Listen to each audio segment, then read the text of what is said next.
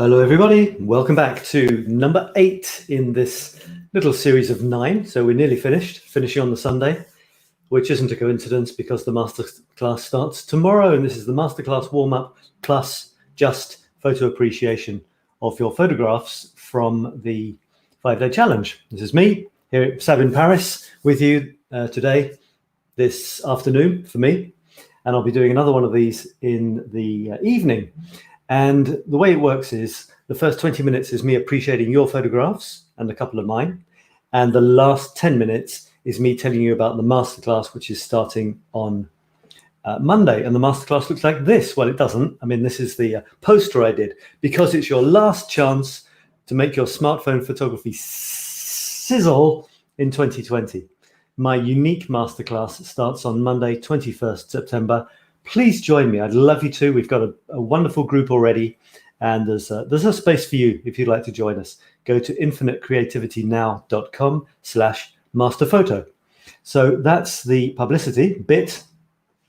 And now I'm going to get launched right into your photographs, starting with one of mine, actually. Okay, here we go. Strangely enough, it's the same photograph that you've just seen. If you look at the graphic that I created, you've got 9 photographs, and each one is supposed to illustrate a particular photographic point. I mean, normally any photograph can illustrate several points, but this one is down in the bottom right. There's also an exciting game of noughts and crosses going on, or tic-tac-toe, do you say in the States? But anyway, it's down in the bottom right. And what am I going to tell you about this one? Well, this photograph, let me see. The thing, I mean, you can make it up, to be honest. I say that because I make most of it up. And what I'm going to make up here is the idea of interacting with your environment, especially something like a statue, because a statue or a sculpture, it's crying out to have some sort of human interaction, isn't it? It's almost like halfway towards a personality. It's not a building, it's not a tree, it's not a car, it's not a street. It's something trying to be something else. I mean, it's just metal, but it's trying desperately to be a hand. So wouldn't it be nice to give it that interaction it's craving? This is a hand of a guy, a statue, which is stuck in the wall. And it literally is stuck in the wall. There's other bits of the statue where it's his head sticking out and legs sticking out. This is his hand sticking out of the wall. And a hand, how more human can you get than that when it isn't human? So why not do something in the photograph to interact with that? And here, I don't need to tell you what has been done here. And there's a bit of graffiti as well, which adds to the sweetness of the photograph. Now, I've got someone outside who is I live in a very small courtyard, and they've decided to give someone driving lessons between the houses on the opposite side of the courtyard and mine. They go back and forth, revving like crazy, and stopping just under my window. So I apologize if there's noise. Right, we're going to launch it. By the way, this engendered a poem as well, as many of my photographs do. So I'm gonna have patience of a Zen monk. I'm not going to worry about it, and I'm going to get right into it. So this is the end of day 4, which was color, and the beginning of day 5, which was, well, we'll see in a second. So we're just mopping up the ends of, it's not the worst photographs or anything like that. It's just the ones that I haven't got to yet. So this is Teresa with a red vase, and I'm going to give you 2 for the price of 1, a red vase and a teal cup. Now, if you look at the red vase, you see there's an awful lot of blue behind it. And if you look at the teal cup, you'll see there's an awful lot of red behind it. And she herself said, I had terrible difficulties choosing because I love color. And sometimes when you love a topic, it's even more difficult to choose because you don't want to mess it up. You want it to be as good as it possibly can be. Yeah, so the only thing I would say here is that they're interesting shots. They're very colorful, nicely composed, actually. The thing is, if you're trying to highlight a color, the exercise was highlight a color. If you're trying to highlight a color, one color needs to be dominant, or it needs to be in a series of photographs that all have that strong color in them. Otherwise, you don't realize that one color is supposed to be dominant, and it's just a picture of a cup on a chair, or it's just a picture of a vase on a blue thing, and also there's a bit of yellow. So really interesting reflections there. Now I'm moving on to Iskra. And Iskra did us an amber collage after obviously looking for individual amber shots. She then did an amber collage, and it's really beautiful. The photographs are quite busy, actually. When I say busy, I mean there's lots of stuff in there and potentially lots going on. In other words, lots of things to attract the eye. Where is the center of attention? Having said that, it really works well because she's played with angles. There are clear, in the one on the bottom left, there's the light, of course. In the top right, we're drawn to the cup thing with a lovely amber liquid, and also the background is kind of amber as well. It hasn't all been turned amber because you can still see some blue. So that really is the sort of dominant color. And in the bottom right, you've got the amber color is repeated in the wood paneling. And there's a real correspondence between the two photographs at the bottom because of the same wall that kind of zooms away from us, tapering away as well. So that's a really nice collage, and I like it a lot. Moving on to Alice. Alice gave us a leaf. How simple and how profound. And I'm a real fan of spotting stuff on the ground and taking a shot of it, interacting with the ground. And here, the leaf is absolutely beautiful in its own right. It's fallen, so it's on its way out of its, useful lifetime. And yet, bam, it's got a new life because it has created an absolutely lovely photograph here. And it's on a really nice background as well. It almost looks like sand, but I guess it's paving stones or something with a crack between them. And that gives it a lovely contrast to the angle of the leaf. If we follow the middle line, is going from bottom left up towards the top right, curls round a bit at the top. That's kind of what leaves do. But to contrast that, she's got this diagonal going this way. It's not the same diagonal either. It's a different diagonal going down through the leaf. So there's a choice she made. You can do it any way you like, of course. Another possibility is to have the leaf on a uniform piece of ground, like completely on the right here. So you could have moved back a bit, put the dark angled line further down in the left towards the bottom, and had the leaf filling the bit on the right. That's just another possibility, which you could check out. I recommend it with any given subject. Take 3 or 4 different shots because you never know, for one, which one's going to come out well. Sometimes they're blurred for some reason, so you want to have one safety shot. And also, you don't know which one you're going to prefer. You just don't. You don't have any idea. So that's my tip for that. So I love these sort of simple still lifes involving nature and a bit of man-made stuff. So thanks for that, Alice. Moving on to Diane. By the way, if you say hello, that's great, but I won't talk to you until 20 minutes are up. I'm trying to make this flow, and then I'll say hello. If you've got any questions, ask me, but you'll have to tell me which picture you're talking about. If you've got questions on the masterclass, I will answer your questions as I'm telling you about the masterclass from minute 20 to minute 30, something like that. This is from Diane, and Diane did a lovely series of very strongly colored photographs, really respecting the brief, which was give me color, give me strong color. And the color dominates, doesn't it? All 3 of her shots had the color dominating. So she really went, she didn't have any problems with, as far as that was concerned. There weren't any sort of other colors coming in, not quite sure what's going on. There's only one thing I'd say about this, and that's that it isn't, well, actually, hang on. This is a big photograph, so hang on. Da-dun, da-dun. Yeah, so that's the full resolution. And as you can see, it's blurry. It's not so obviously blurry when you're far from it, but when you zoom in, it's clearly blurry, if that isn't a contradiction in terms.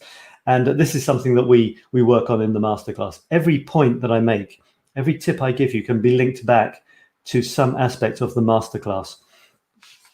I mean, it's a wonderful class and there's a lot of content, but it's very, very doable because of the way it's organized.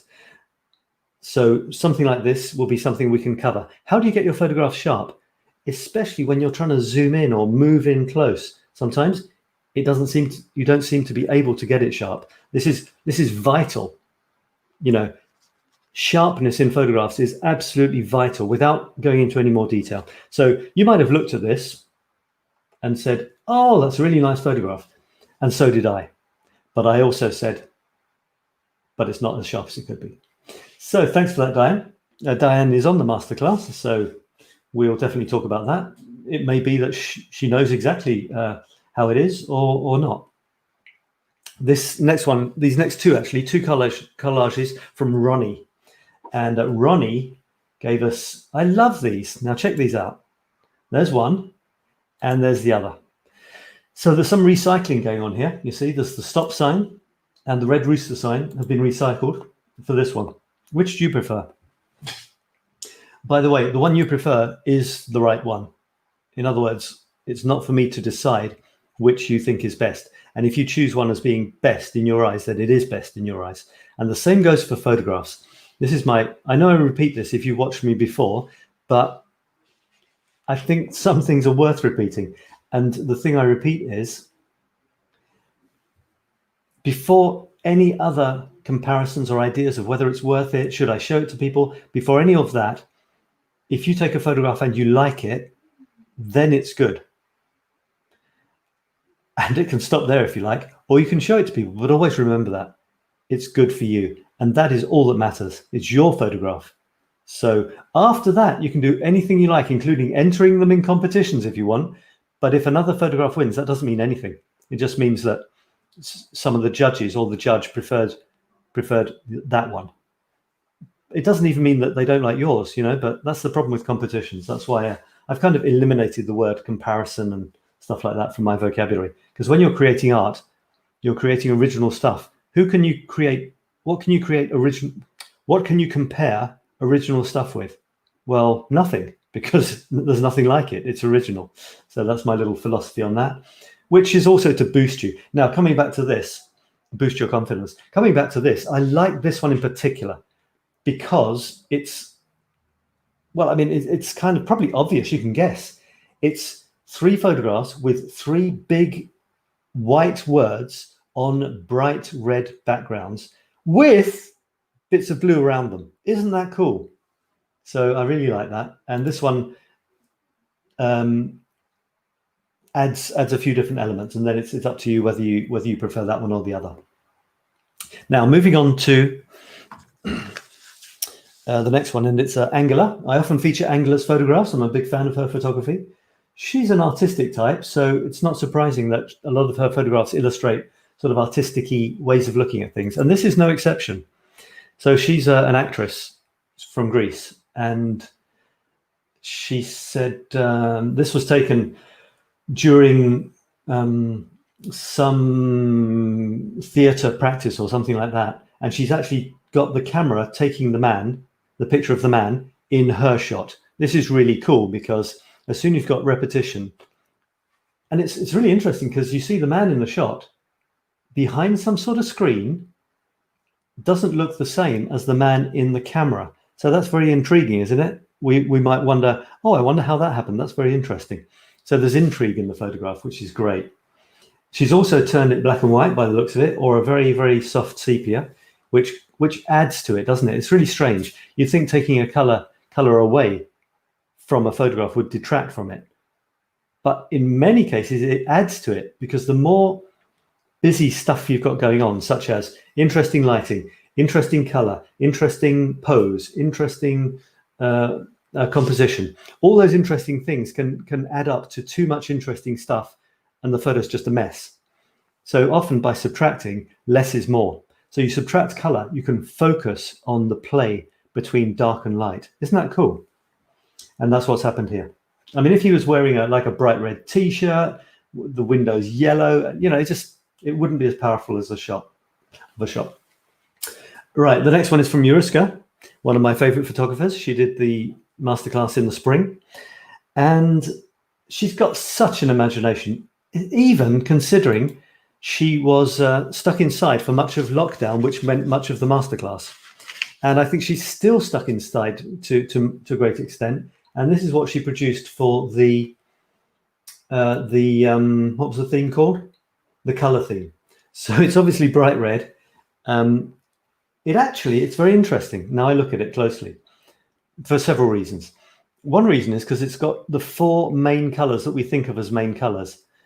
Red on a green background with a little set of toy chairs and table in blue, and a person sitting there, and the thing on the table in yellow. So red, green, yellow, blue, they're the sort of 4 classic colors, aren't they? And it's toys, folks, it's toys. She couldn't get out. So what did she do? She rummaged around in her, I think her nephew or niece's toy box, and she created a delightful little scene, framing. Hang on, are we on framing or are we on? Sorry, I've moved over to day 4. I moved over to day 4 and I forgot to tell you. So this is framing. It isn't about color at all. This was framing in the camera on the right, and the guy is framed by some sort of panel or some sort of window. Right, we've moved on to day 5. This is it. Tomorrow, the one I do later today will only be on framing, and we're done. The masterclass starts. And so this is framing, and look how clever she's been. Really, really cool. These are little toys about this big, so she probably had to get way, way down, you know, making sure to get the. It reminds me of an anecdote, well, a story. Even before I moved to Paris over 25 years ago, I came to Paris on a sort of romantic weekend, and I had this crazy idea, very little appreciated by the person I was with, who had invited me to Paris. I had the idea of getting up at 5 o'clock in the morning to catch the sun rising under the arch of the Eiffel Tower. How cool would that be? So I did get up at 5 o'clock. I'd misjudged the timing of sunrise. I stood in the freezing cold for about 3 hours. It got broad daylight, and I thought, well, seems today the sun's on holiday. And I packed up all my gear, because I had all the gear and no idea. Packed up all my gear, ready to go off, and suddenly a glimmer of sunshine peeking over the horizon. Got all my gear back out in a panic, because I didn't know what I was doing, and took a shot, and I got a shot. I can't remember if the sun rose literally under the arch or just to the side, but it was wonderful. Anyway. So yeah, I also like that for the fact that she loves Paris. She's got a really real soft spot for Paris, and so it's her model Eiffel Tower, I think. So just her love for Paris, and for all I know, people who live in and around it, is in the photograph. You see, it's personalized. All right, so moving on to the next one. In a couple of minutes, 3 minutes, I'll tell you about the masterclass. This is on frames again. This is 𝗬𝗬. No, sorry, she told me how to pronounce it. 𝗬𝗬. It's like a CH in English, 𝗬𝗬. I think she's from Hungary, but she lives in Spain. She was on holiday here, I think. I don't think she lives in this place. This is a simple frame. It's just a shot taken through a window. So it's not rocket science. And yet, who cares? It's an interesting window. I've taken plenty of shots of Paris through square windows in apartments I happen to have been in, especially if, you know, the Eiffel Tower's on the other side of it. But a window is a frame within a frame. If you include the frame of the window, throw in an angle, we're getting interesting. She didn't have to throw in any angles or do anything clever, because the window itself is an interesting shape. So great, you know, and it happens that there's spectacular mountains through it, doesn't hurt. And the inside of the room has actually turned into silhouette for lighting reasons, which we talk about in depth on the masterclass. And that's a choice. You can make the inside of the windows lighter, but sometimes it's more effective if they turn almost dark. Makes a stronger frame within a frame. And the last one I'll show you on this, almost the last one, is actually 2 for the price of 1. And this is Diane, who is coming on the masterclass. Starts tomorrow. And Diane, this is just ridiculously good, isn't it, as a natural frame? It's almost like they had a word with Mother Nature before she grew the trees and said, look, would you mind twisting the branch around like this and growing the other branch out like that, so that we have a sort of ideal frame for the photograph? And she did, and there it is. You know, it's awfully wonderful, isn't it? Really nice.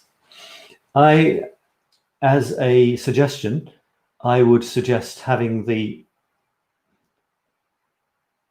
lady and her picnicky stuff lower down, so less sand And also in doing that, you would have more of the horizon in the arch. It would be in the picture within the circle would include the hills on the other side of the bay and the sky. That, you know, there's a very simple way of doing that, and it would be a stronger photograph because the huge chunk of sand in the middle here isn't that interesting, whereas the lady is, but also a bit more of the sky. It would give more of a picture postcard kind of feel. And the other one from Diane. No, this isn't from Diane at all. Sorry, I was talking nonsense. So that's it. That's it from you guys. And the last one I'll tell you about is this one, which is me. I mean, that's not me. It's pure street photography. It's a grab shot. I saw it from a distance, got it. So why am I showing you this? Well, in this case, it's about capturing moments which are kind of, you know, I mean, I was vaguely attracted, I guess, to a long-legged lady crossing the road. But the magic of this is I spotted the real interesting thing that makes this shot more interesting than standard. I've spotted it after. This often happens. I didn't have time to do anything except to go like that, take a shot. What made this interesting for me is the panel, the sign.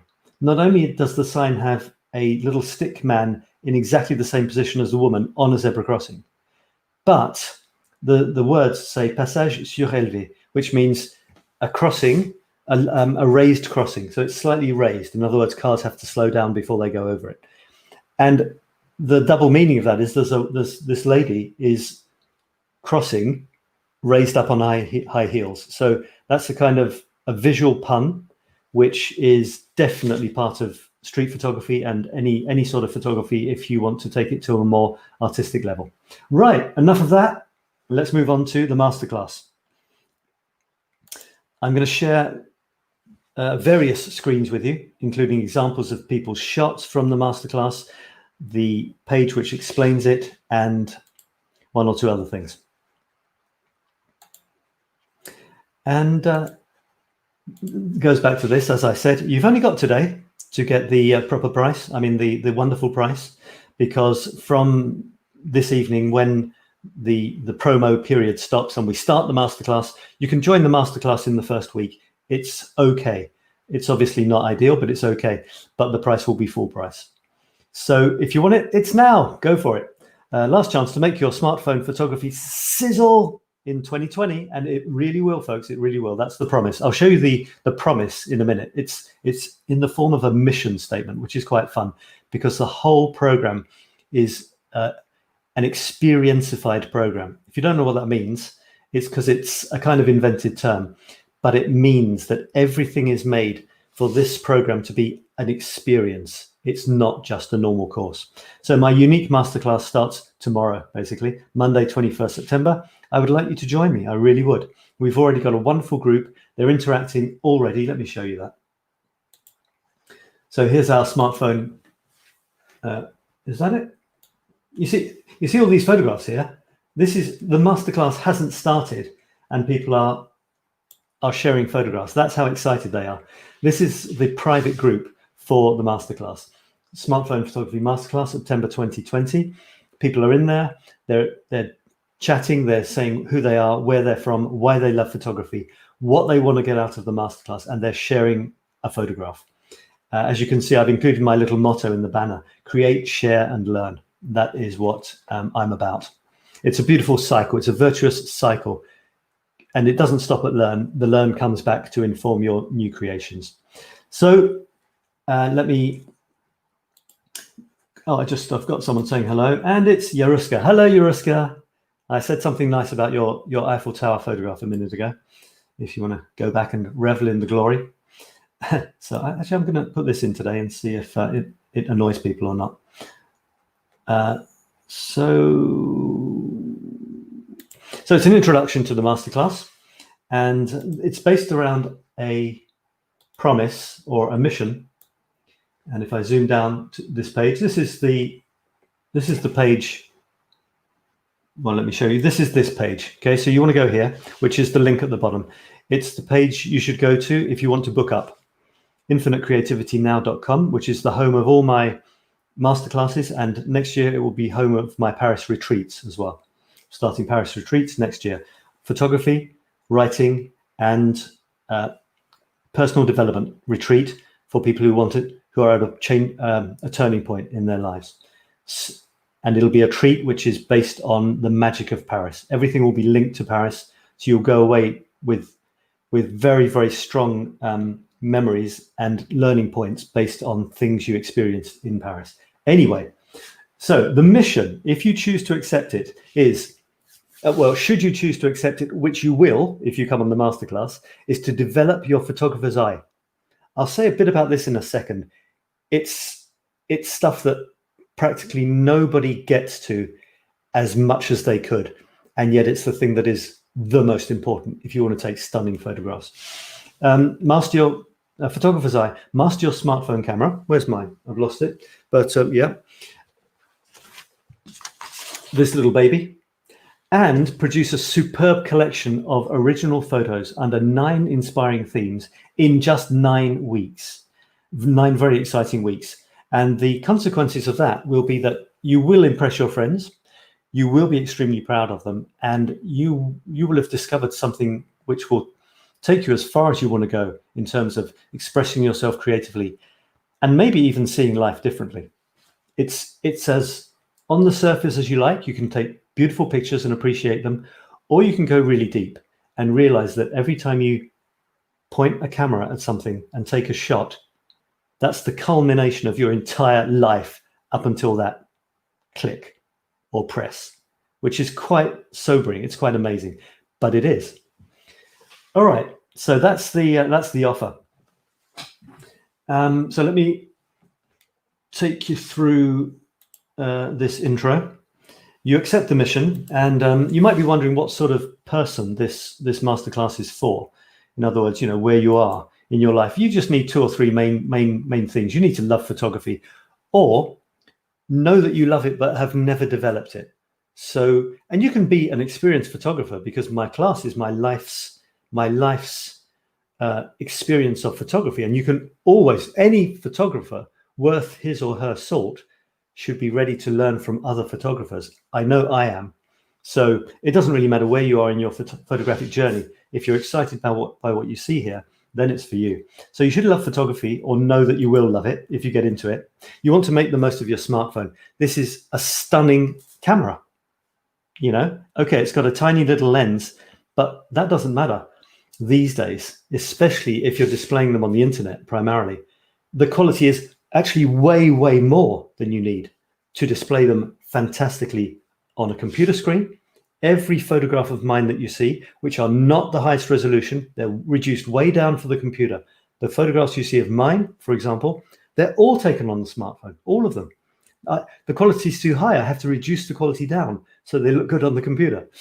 So there's no worries about that. It's a fantastic camera. I was going to say more about, you know, like the apps and stuff. We have a whole unit, a whole week on apps. So I'm definitely pro apps, but that's based on good photographs having been taken first.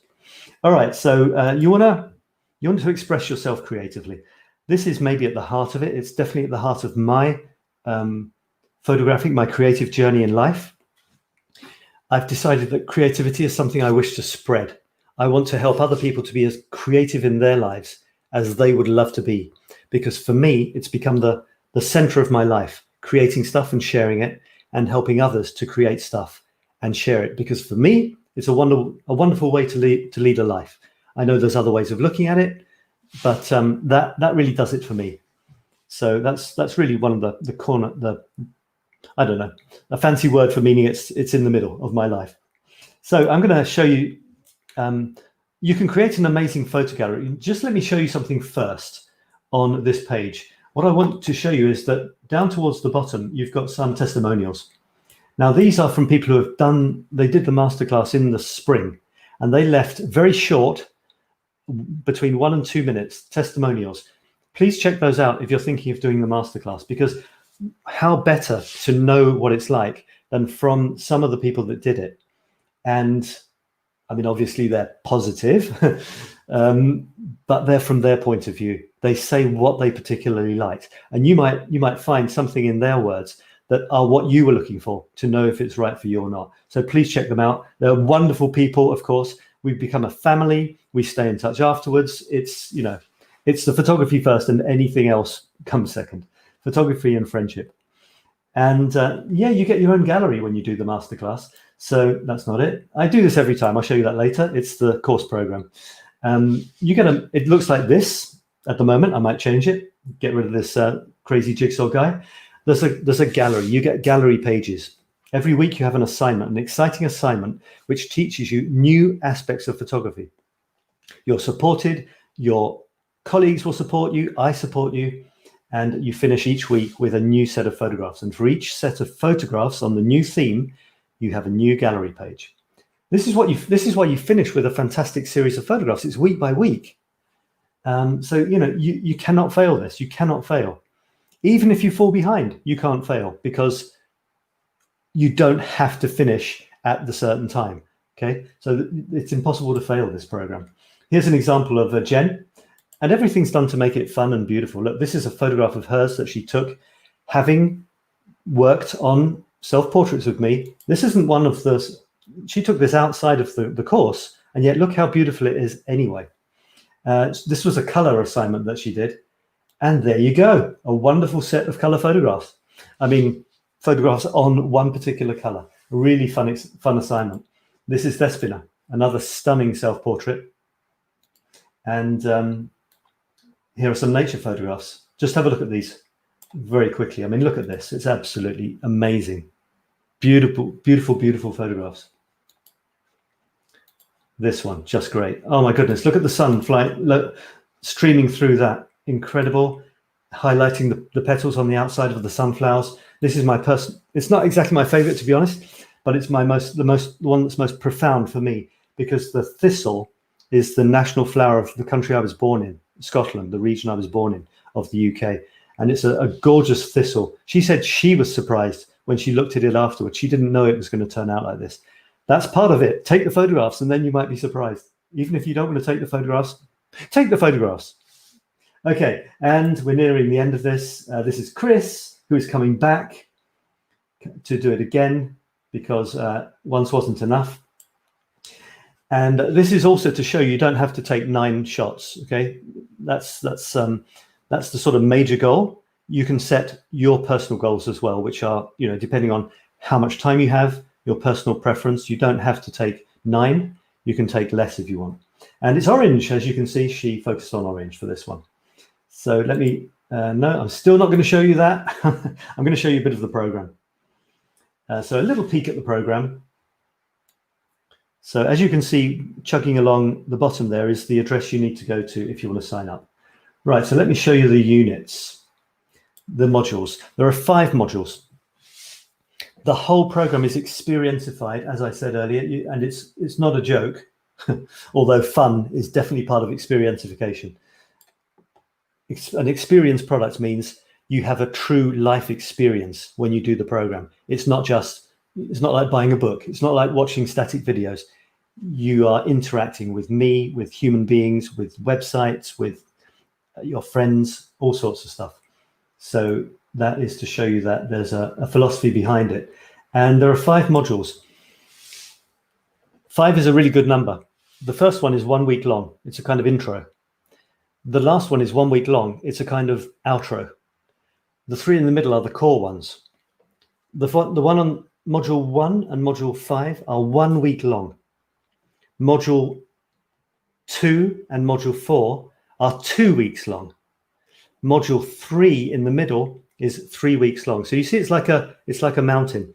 You go up, the longest module is in the middle, and then it's downhill. You feel you're going downhill. The feeling of making progress is essential. And in this course, you are rewarded for everything you do. You're literally in the Masterclass website, you're rewarded. Every time you complete an action, it could be something as simple as doing your assignment, taking photographs, posting them in the website. You say, I've done it, bang, you get points. So it's really, really fun and motivating. So module 1 is the joy of photography. It's working out what this crazy photography thing is all about. Why do we love it so much? What are we trying to say through it? But it's not theory. It's you start taking photographs from day 1. Believe me, from tomorrow, you start taking photographs and you have your first assignment. Module 2 2 weeks long. It's Master Your Camera and Apps. There's a week on mastering the camera, which is a wonderful camera, all sorts of things you can do with it you might not realize, and a week on the apps. This is a week that people absolutely loved. Then you have a week's break. Yes, because it's important, you know. It's 9 weeks in a row. Wow, no thanks. It's too much. There's a week break after week 3. There's 3 things you can do in this week. You can explore some of the things we've studied in more depth because you'd love to and you didn't have time. Go for it. You've got a week. Or you can catch up on the trainings and the assignments that you didn't have time to finish. Or you can do 0 photographic activities. If you need a break, there it is, a whole week. Then you've got week 3. It's the core of the program. Week 3 is 3 weeks long. Module 3 is 3 weeks long. This is where you learn everything you need to know about composition, lighting, all the core skills and some advanced ones, so that you fill your toolbox. You've got everything you need to go out there and take amazing shots. Then you have a week's break. That's right. And then you have module 4, which is developing your photographer's eye. This is the most exciting part for me. This is where anything can happen. This is where you unleash your creativity. This is where I can't teach you anything. I can't teach you to find your photographer's eye. I can't teach you what a photographer's eye is. I can point you towards it and let you find it for yourself because it's unique. That's the whole point. The photographer's eye is your unique view of the world. And this is where your photographs go from competent, even highly competent in module 3, to exceptional in module 4, because you are in the photographs. It's putting your life experience into them. It's a great module. And then module 5, 1 week, we relax, we chill out. Well, not 100%, you know. I have trainings on feeling confident about showing your photographs to others. And I have a training on how to put your photographs together as a group to be really, really pleasing to the eye as a group, several photographs together. And then there are bonuses. I'm not going to tell you the bonuses in detail because, and there might be another 1 or 2 added as well. Since then, I've got another couple. Because if you're interested, go and check out the page. It's down at the bottom of the screen there, infinitecreativitynow.com/masterphoto, and find out all about those for yourself. And that's pretty much it. I think, I just wanted to give you one more screenshot. This is the program in its entirety. Let me get rid of this. I've blurred out the names of each training because I want that to be a surprise for you, but you can see it's beautifully organized, step by step. You're looked after every step of the way. You're in pods, by the way. Every module, you're in a pod. A pod is a group of people, might be 2 people, might be 3 people, and you're together for that module. In other words, you help each other. Often you want to discuss your photographs or you have questions, but I'm not available. You don't want to bother me or something, you know, or you just don't want me in the conversation. You communicate with your pods, and it's a really wonderful way to get to know people more deeply. You know, you show them your photographs. Which one should I use for this week's assignment? That sort of thing. It's really great.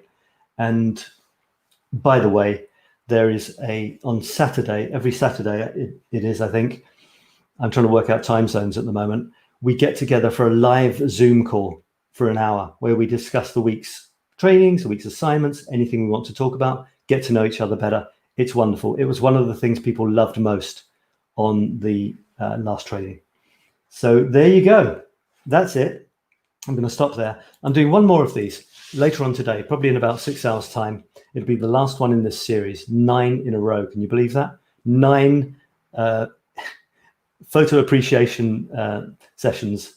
Oof. It's I'm looking forward to relaxing a minute as the masterclass starts. Does that mean I won't actually be relaxing? I don't know. But please join me. I'd love you to. It's Sab in Paris signing out. And that's it for today. Thank you very much for watching. I hope you've enjoyed it. Me talking about photographs. I can do that until the cows come home. And I hope to see you on the masterclass. Take care, everyone, and talk to you again soon. Bye for now.